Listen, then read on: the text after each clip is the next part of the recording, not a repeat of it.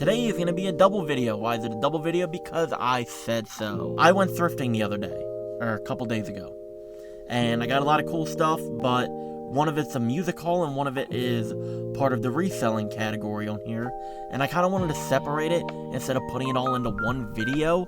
There is another one that I did last week that I still have yet to upload that is kind of a mix, so I wanted to do a double one just to kind of get it out of the way.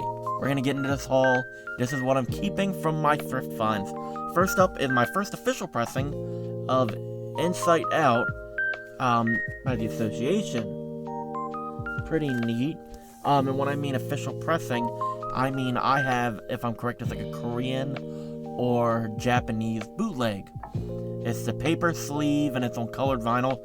It did kind of get warped at the bottom, but I can flatten that out since it's just a minor thing on the very end, but still really cool. Everything here is $1, by the way.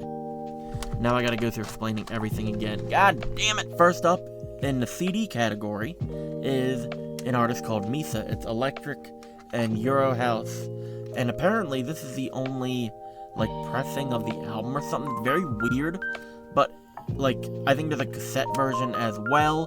But other than those two, this has not been pressed since, what is it, 96 if I'm correct? Yeah, 96. And it doesn't sound bad for what it is. Am I a super fan of it? No. But that's just me. Also, I don't know if anyone else is like this, but I love the look of a clear disc tray over like a black one. Not that there's anything wrong with like the solid black disc trays you get, but I feel like the clear is so much more sleek, in my opinion. I like the other ones, but this one, it's like I'm a texture person, so going from smooth to smooth instead of like smooth to just jagged, it's very easy on my fingers. I love it. Plus, it just makes it look so much cleaner instead of the opaque disc trays. But pretty neat.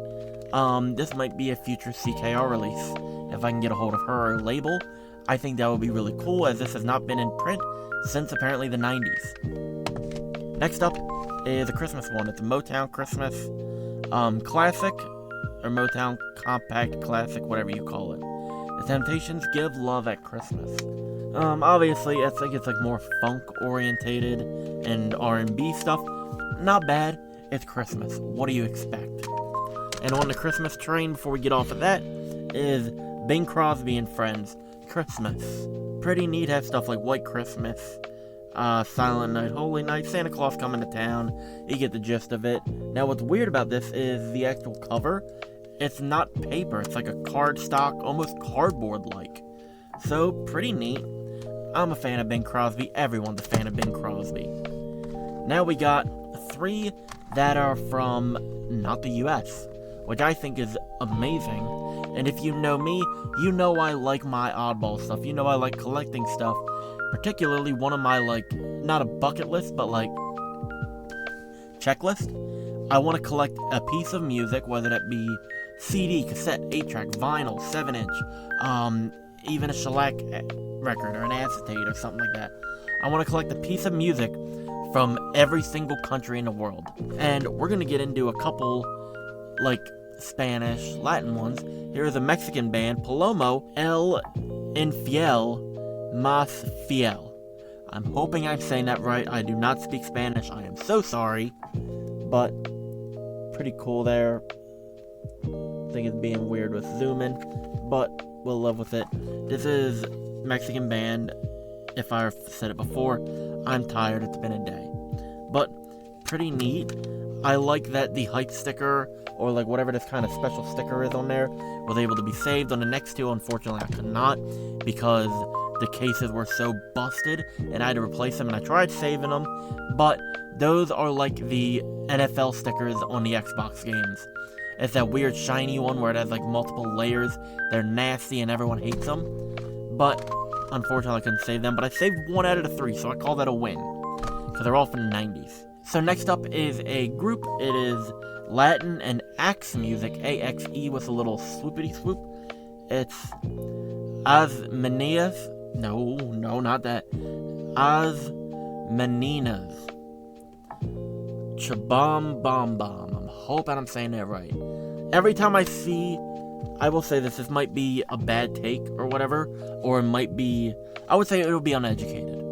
And I would like people who are familiar with the language to correct me in the comments, but every time I see the XI in like Latin or Spanish, it's always like a chi sound, like ch. So that's why it's like, I just said chabam bom bom.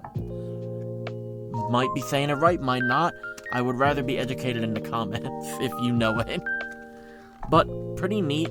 Sounds nice. If I'm correct, this is one of the only like official releases of the album. I think there are a couple bootlegs, but regardless, pretty neat.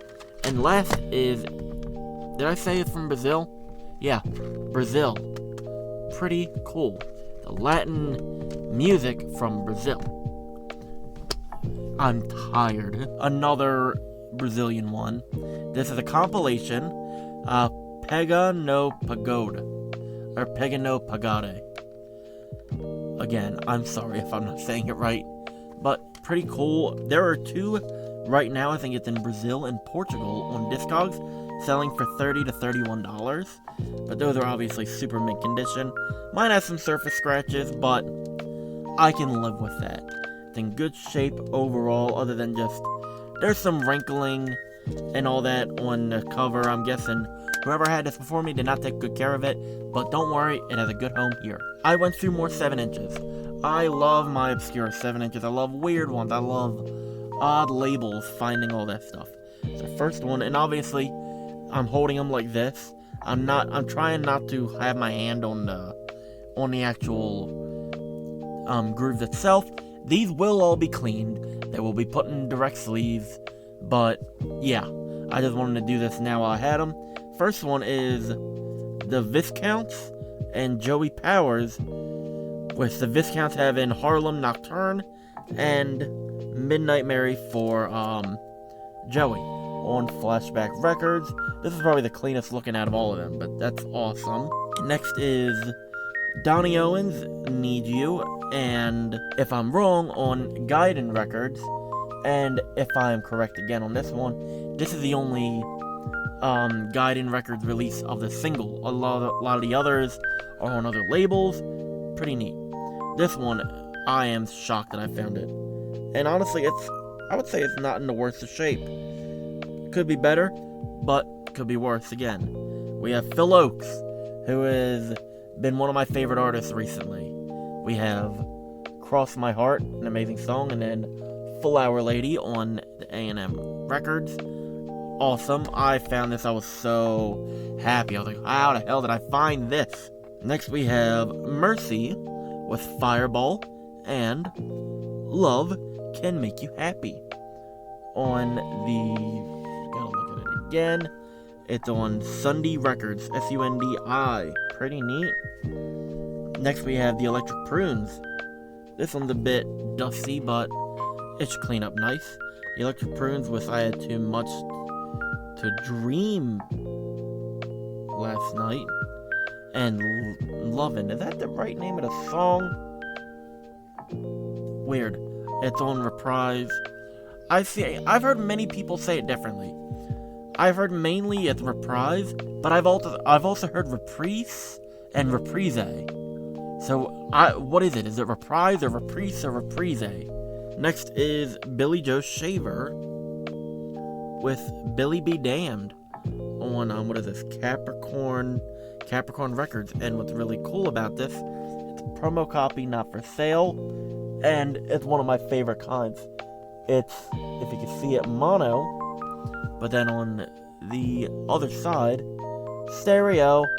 I love these mono stereo splits. I have a Kiss one like that.